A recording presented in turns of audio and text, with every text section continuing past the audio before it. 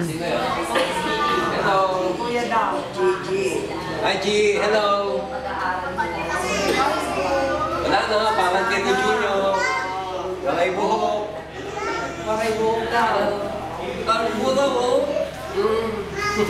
Ayan, nakikita mo? Hello. O, yung apo, alam ko ni ano kay Rainier. Apo ni Ate Cristo mo kay Rainier. Hello. Ayan. Ang cute-cute. Oh, ang cute. Kulot na kulot ang buhok. Ayan, oh. Nakakatuwa. Anak niya kay Rainier. Si Rainier. Oh, ayan, oh. Parang manika. Eh, nakakatuwa.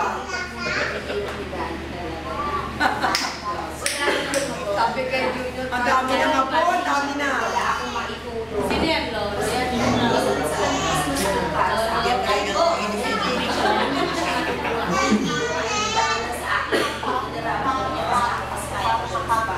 Si Nana, ewan ko, baka may malambot naman dito higaan eh. Baka tamarin ka na rin sa pilapil, dito ka na lang magtutulog.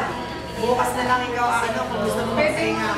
Baka bukas na lang din, dito na rin matutulog sa ngayon. Kasi malayo pa eh. May malambot na makukuhan dito eh. Ito, itong binukuhan namin, o ayan. May sopa kami rito, parang couch. Malambot naman. Oh, basta okay, nakakain na kami. Ano yun? Adobo ba? Pagkain na to? Nag-adobo yata, ano ni Tita May? Kasi ano, sawa ni Tito Boy? Adiling. Ayun, nagdala ng pansit. Kaano yun yung pinapay. Tsaka, adobo. Sa akin, okay. Ayun, di ba official cook mo ito? Kaya official cook ba? Nabata ang ginawa yun. Dito.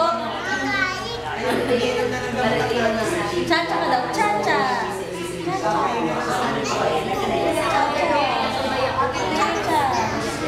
Kaling kamay.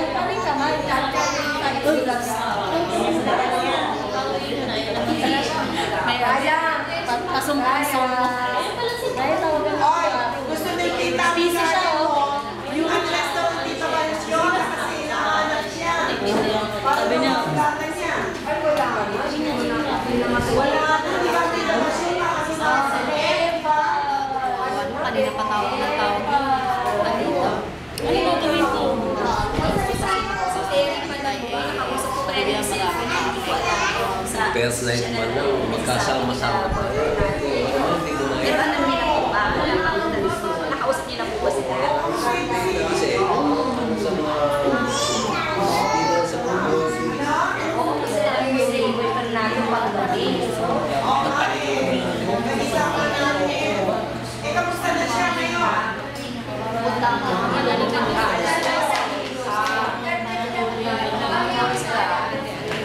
10:30 ba? 11:30. 11:30 tita.